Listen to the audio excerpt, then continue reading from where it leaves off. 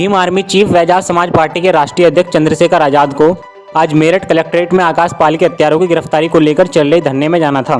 सहारनपुर से मेरठ जाते वक्त उन्हें कार्यकर्ताओं ने मुजफ्फरनगर के गांव श्रीनगर में रोक लिया। श्रीनगर में आदिल के घर पर पहुंचे चंद्रशेखर आजाद का भव्य स्वागत किया गया। उन्होंने कहा कि आकाश पाल को आज तक न्याय नहीं मिला है। उसकी इतनी बेरहमी से हत्या की गई कि उसके शरीर की 56 हड्डियां टूट गई।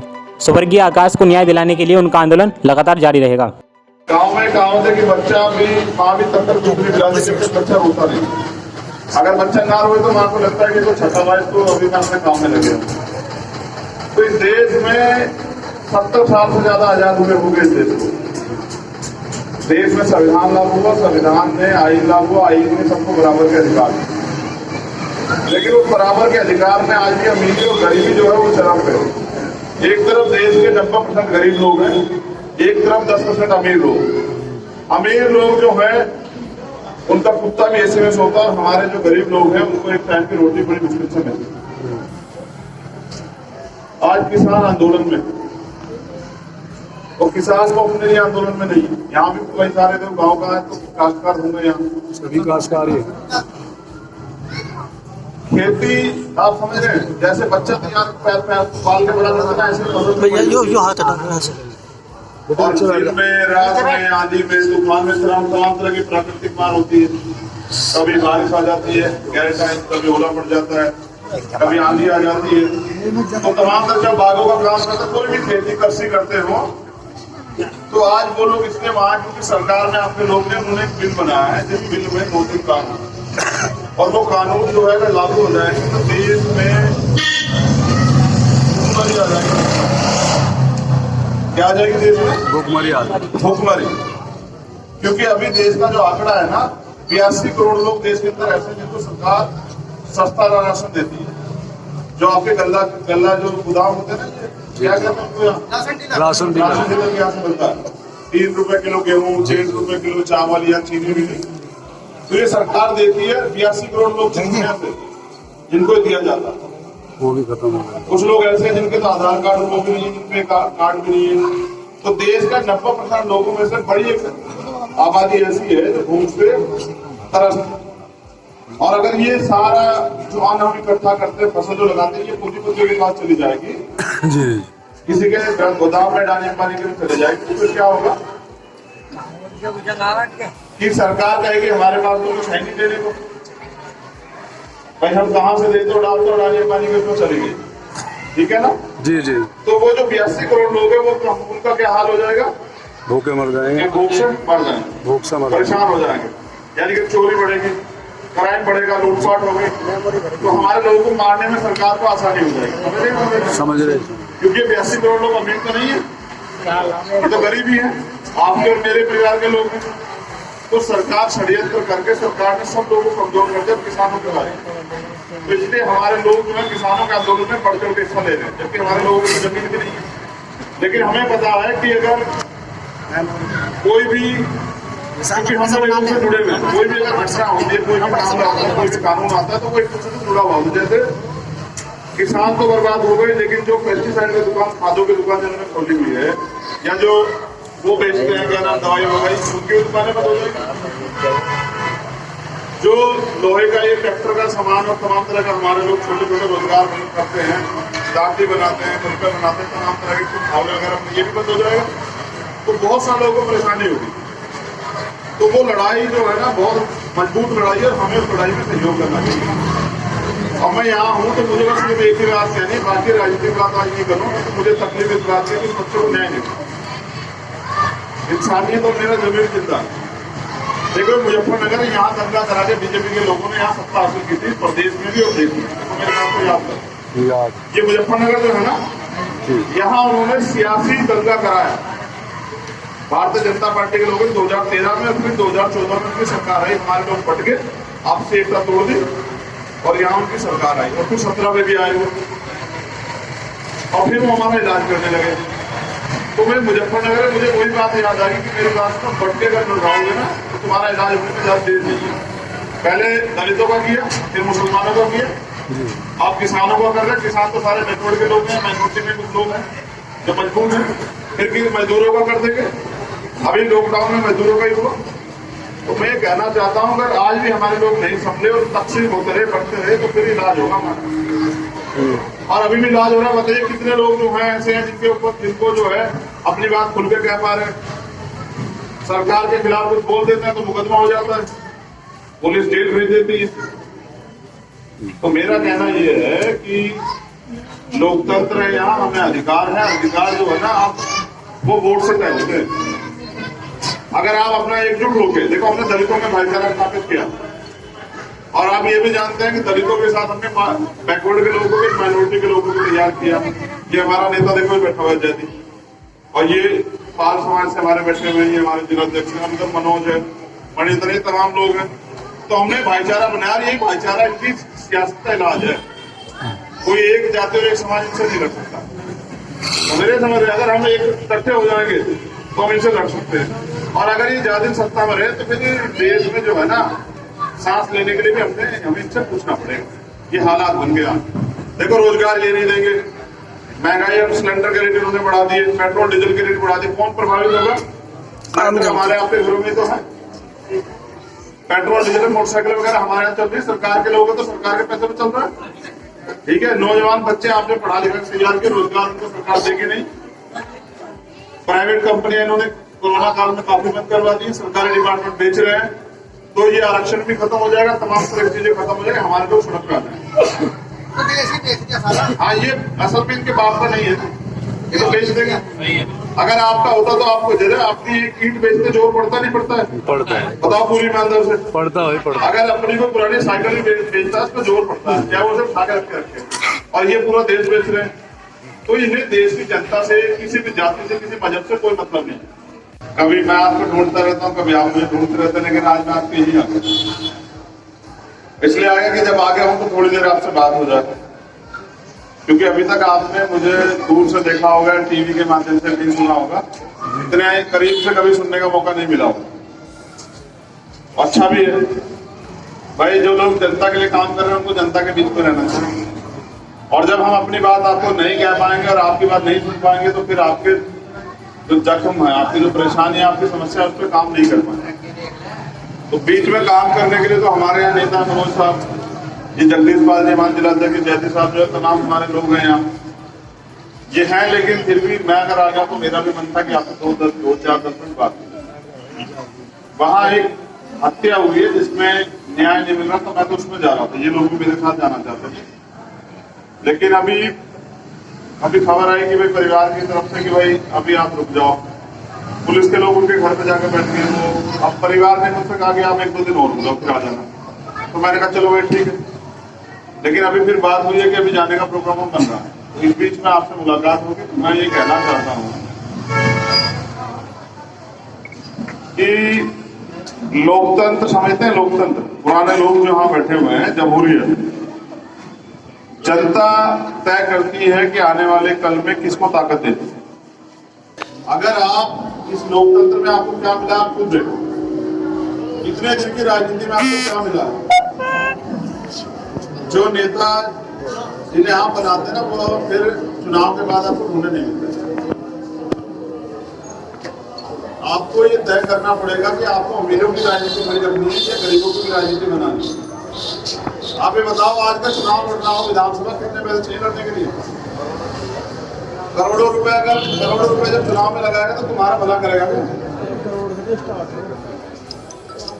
भाई वोट देने में पैसे लगते हैं क्या? नहीं लगते ना। मैं पूछ रहा था, वो करोड़ों रुपए बेचारा चुनाव में लगाएगा, आप पे काम कर देगा क्या? वो किसका गरीब का भला करेगा? पहले तो वो करोड़ रुपए जो उसने लगाए उन्हें पूरा करेगा, आगे लड़ना हो तो फिर उतने और पूरे करेगा, क्योंकि आगे तो महंगाई बढ़ जाएगी ना। तो ये जो अमीरों की राजनीति से गरीबों का भला कैसे होगा, बताओ तो सही। आप सोचते तो सरकार अपने कुछ बना के देगी, वो सरकार इतना पैसा खर्च करके बनी हुई कि वो फिर अपना ही भला करेगी, आगे के लिए इकट्ठा करेगी, पहले पिछला पूरा करेगी। तो फिर आपका भला कहां से करेगी सरकार?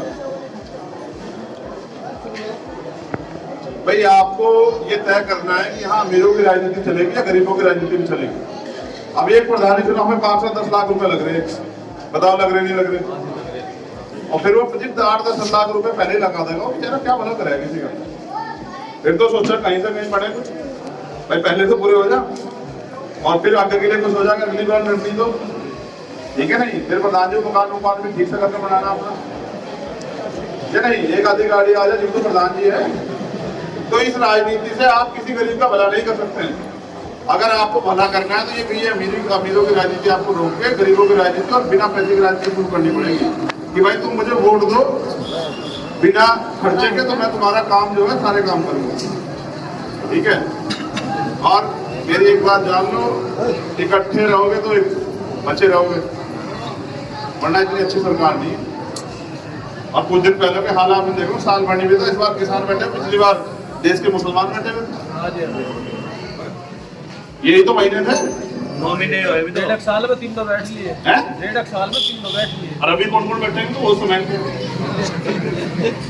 क्या तो मैं 2022 तक आपके बीच में दोबारा आऊँ, लेकिन ये बात याद रखना, वोट आपका अगले आने वाले 5 साल का मुस्तकबिल तय करती है कि आप यहाँ कैसे रहेंगे। एक दिन का काम नहीं है कि यार मैं दोस्ती में भावना में किसी के या बहकाव में वो उसमें आके दे दी।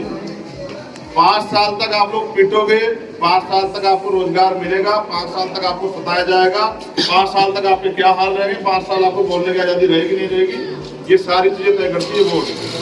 वोट का अधिकार बिकने के लिए, गुलामी करने के लिए नहीं मिला हुआ। वोट का अधिकार मिला है राजा बनने के लिए, कि अपने आदमी को बनाकर अपने काम करवाने के लिए। समझ रहे? तो इसलिए मैं आपके बीच था, तो मैंने सोचा अपनी बात आपसे कह दूं कि भाई अगर गरीबों की राजनीति खड़ी होगी तो गरीबों का भला होगा। देखो बहुत सारे लोग हैं ना यहाँ जो इतने नौजवान खड़े हैं, बहुत सारे पढ़े लिखे होंगे, भाई रोजगार दे रही सरकार, नहीं दे रही है? सरकार का एक मिनिस्टर है रविशंकर प्रसाद, ये कह रहा था कि हमने नौजवान को ठेका नहीं लिया, तो नौजवानों ने ठेका लिया आपकी सरकार बनाने।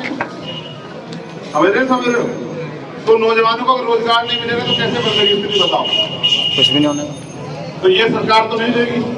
अगर आपको रोजगार चाहिए तो फिर आपको अपनी बनानी पड़ेगी। अमीरों को क्या पता है गरीबों के यार रोटियां किस तरह खिंच के मिलती है। इसलिए जो है गरीबों को अपने बारे में सोचना चाहिए, और सोचने का मतलब ये नहीं कि कमरे पड़ के सोचे, फिर उसके लिए मेहनत करनी पड़ती है, फिर समाज को तैयार करना पड़ता है, फिर लोगों को जाके अपनी बात बतानी पड़ती है, और जब लोगों को जाके अपनी बात बताते हैं उनकी समझ में आती है तो फिर ताकत बनती है, और जब ताकत इकट्ठा होती है ना फिर उससे बदलाव होता है। और अगर आप बदलाव नहीं कर पाओगे तो फिर तो देखो जानवर भी रोटी खाता है, हम भी रोटी खा रहे। लेकिन अपने देश को अपने आंखों के आगे उजड़ते हुए देखना, अपने कस्बे को, अपने जिले को, अपने प्रदेश को उजड़ते हुए देखना, इसको जो है अच्छा ही नहीं कहते। भाई मुल्क से प्यार करते नहीं करते बताओ? सफाई तो रोज देनी पड़ती नहीं, मुल्क से प्यार करते, लेकिन मुल्क से प्यार करने का मतलब भारत माता की जय के जिंदाबाद वाले नारे नहीं होते हैं। समझ रहे हैं? वो मुल्क से प्यार नहीं, तो मुल्क से प्यार होता है कि मुल्क की तरक्की में अगर हमें मौका मिले आगे बढ़ने का या उसको आगे बढ़ाने का, मुल्क को मजबूत करने का, तो हम करें। और मुल्क का मजबूत होगा जब देश में रहने वाले गरीबों के लिए व्यवस्थाएं होंगी। अगर शरीर का एक हिस्सा, इस लड़ाई को लड़ने के लिए हमने एक परिवार तैयार किया, मुझे आप लोगों की जरूरत है। आपने तमाम सियासी लोग देखने, मेरी पूरा मत मानना, आपने तमाम देखे हैं। बताओ कौन कौन आपके दुख सुख में खड़ा रहता है? चलो बताओ। अभी आओ सबसे पहले। अभी मैं इस महीने में इससे 1-2 दिन पहले लिया हुआ था जब जमा मस्जिद वाला आंदोलन हुआ था, तमाम लोग याद होगा। मैं 27-28 दिन, देखो बहुत सारे लोग यहाँ से मैं 27-28 दिन में वहां रह गया। और फिर जब मुजफ्फरनगर में याद हो बेचारी जब 20 तारीख को जो गोलियां चली थी, उसमें भी आया था मैं यहाँ, जेल में छुट्टी। तमाम नेता नहीं रहते हैं, वो आपको वोट समझते हैं, मैं आपको अपना परिवार समझता हूँ। मैं एक सहारनपुर में रहने वाला, ये मेरा घर है सहारनपुर, मुजफ्फरनगर दूर नहीं है मुझसे। मुझे अपने लोगों की चिंता, मैं अपने लोगों को लड़ते नहीं देख सकता। तो मैंने पहले अपने लोग तैयार किए, अपना आधार, और अब मैं आपसे कहता हूँ कि अगर ये आप लोग इकट्ठे हो जाओगे ना तो इनका सबका इलाज कर देंगे, दिल्ली वालों का भी और लखनऊ वालों का। और अगर आप इकट्ठा ना हुए तो हमारे लोग का इलाज हो रहा, पुलिस उठा ले जाती है गरीब को, और वो कर्जा कुर्जा लेके छूटता है वहां से, फिर दोस्त को भी। बताओ थाने में बिना पैसों काम हो रहा है मुझे कहाँ तक बताओ? बताओ कोई दफ्तर में अगर बिना पैसों काम हो रहा होगा, और निर्दोष को ले जाएंगे और वहां उसको जाके पीटेंगे, फिर उसके घर वाले उधार लेते फिरेंगे। लॉकडाउन में कम से कम 400 आदमी मुकदमा कर रखे। तो ये मुकदमे इसलिए तो हो रहे हैं कि आप डर जाओ। लेकिन मैं कहना चाहता हूँ आप मालिक हैं, जनता मालिक होती है लोकतंत्र में। समझ रहे हैं? मैंने बहुत बार बता दिया, आज आपको बता रहा हूँ, मेरी बात को नोट कर लेना। जितने नेता आपको जानकारी में पूछ रहे हैं वो गलत कह रहा था क्या? संविधान में लोकतंत्र इसलिए बनाया है व्यवस्था, नीचे पटवारी से लेके उससे क्या नाम एक और क्या तो सेक्रेटरी, उससे लेके डीएम से लेके और केंद्रीय सचिवालय उसको प्रदेश के सचिवालय तक और सेक्टर के सचिवालय तक, ये पूरा सिस्टम इसलिए बनाया कि भाई गरीब आदमी को सुविधाएं मिले। कैसी? रोटी, कपड़ा, मकान, उसकी शिक्षा, उसकी चिकित्सा, उसका जो है सुरक्षा, उसका रोजगार, ये सब चीजें सरकार देगी। मेरे समझ में रोटी भी सरकार देगी, कपड़ा भी सरकार देगी, मकान भी सरकार देगी।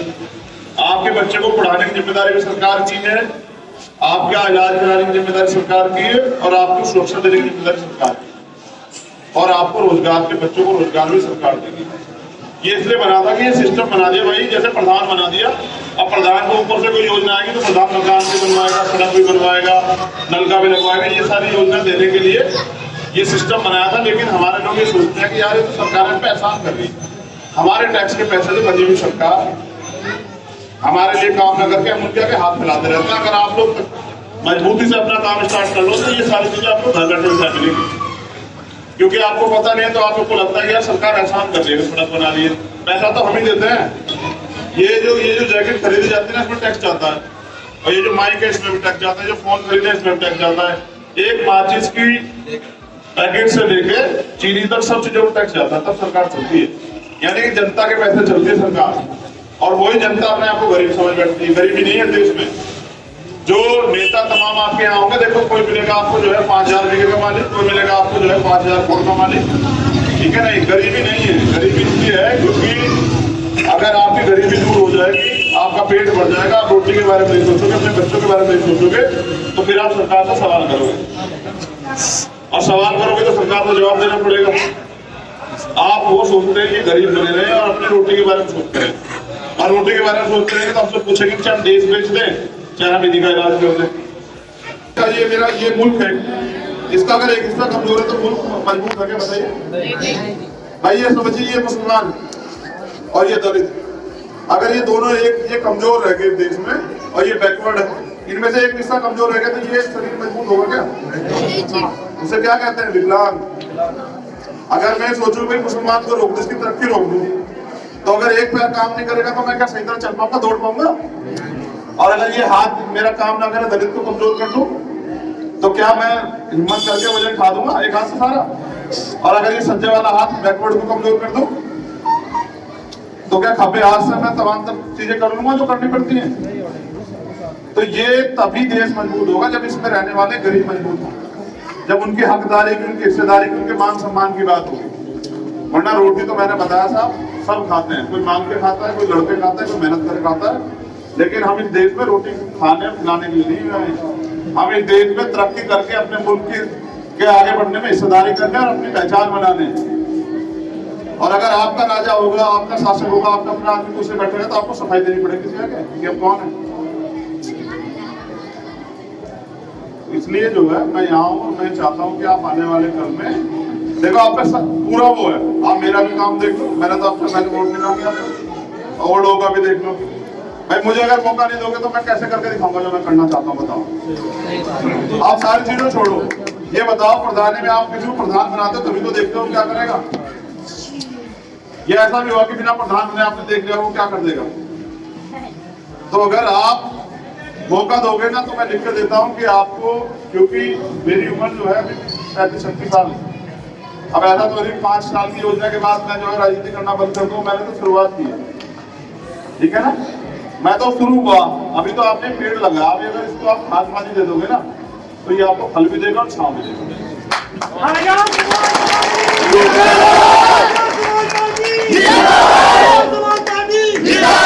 जो है ना पेड़, उसकी रखरखाव अगर सही नहीं होगी, उसमें खाद पानी समय पर नहीं मिलेगा और उसकी देखभाल नहीं होगी तो वो मजबूत होगा, कमजोर होगा। बताओ। और अगर उसके अपने लोग नहीं करेंगे, अब ये सोच के वोट देना बंद करो कि जो बीजेपी को हराएगा। हम बीजेपी को हरा भी सकते हैं और उसका इलाज भी कर सकते हैं, भी याद रखो। आप देख लो किसी की हिम्मत, देखो आप पिछले 5 साल में जब से ये 7वें साल की उनकी हुकूमत चल रही सेंटर से, आप बताओ कौन लड़ रहा है? पूरी ईमानदार देख के बताओ। और अगर आपको विश्वास हो जाए कि भाई आपका भाई आपके लिए लड़ रहा है तो फिर एक बार मदद कराओ। देखो जब आपकी सत्ता होगी ना तो ये जो लोग आज अन्य अत्याचार कर रहे हैं ना, ये भाग जाएंगे। देखिए कहाँ कहाँ से आप ढूंढना पड़ेगा आपको। और मेरे आज भी याद है यहाँ क्या हुआ था, अभी का याद है मेरे, जब 20 तारीख को 20 दिसंबर को जब हम वहाँ जमा मस्जिद में धरना देते तो यहाँ क्या हुआ था मुजफ्फरनगर में मुझे पता, और पुलिस के साथ कौन खड़ा हो गए, वो बीजेपी के लोग क्या क्या करवा तो मुझे भी पता। लेकिन ये अगर ज्यादा दिन भूलते रहोगे ना, फिर ये भूलने वाली चीजें जो है इलाज बनेगी। भूलना छोड़ दो, ताकत बनो, एकजुटता बनो अपनी, वापस के वो निकाल के एक हो गए एक बार ताकत बनो। देखो इनको पता लग जाए कि कितने ताकतवर है। यहाँ ये लोग टिकट भी नहीं लेते थे, लेकिन इनका काम है फूट डालो राज करो। उन्होंने हमारी एकता तोड़ी और ये अब हमारे ऊपर राज कर रहे हैं। अगर हम एकजुट हो जाए तो राज किसका होगा? हमारा। अगर जब हमारे राज होंगे हमारे काम नहीं होंगे, क्या हमें सम्मान नहीं मिलेगा? क्या हमारे बच्चों को रोजगार नहीं मिलेगा? क्या हमें सुविधाएं नहीं मिलेगी? अब बिजली 8.5 रुपए यूनिट है, अमीरों को तो नहीं देनी पड़ती, नेता तो बिल भी ना दे, लेकिन अगर आप नहीं दोगे तो आपका मीटर कट जाएगा। सोने के तारों में आ रही बिजली है, लेकिन ये गरीबों को लूटने का वो किस तरह गरीब को लूट के बिल्कुल ऐसा बेसहारा करते कि ये रोटी खाने को विकास समझ बैठे बस। और रोटी खाता रहे, कहता जी रोटी देते रहो, तो रोटी नहीं खानी, मान सम्मान की लड़ाई लड़नी है। ठीक है, अगर नहीं लड़ोगे तो फिर जिनका राज नहीं होता उनके इलाज बहुत होते हैं, फिर उन पर लट भी बजता है, उनकी जमीनें भी कब्जा ली जाती है, उनको सताया भी जाता है, उनका अपमान भी किया जाता है, फिर उनको जो है तमाम तरह की मुसीबतें सहनी पड़ती है। अभी आपकी जिम्मेदारी, मैंने अपनी बात कह दी, मैं धन्यवाद करता हूँ कि आपने मुझे सुना।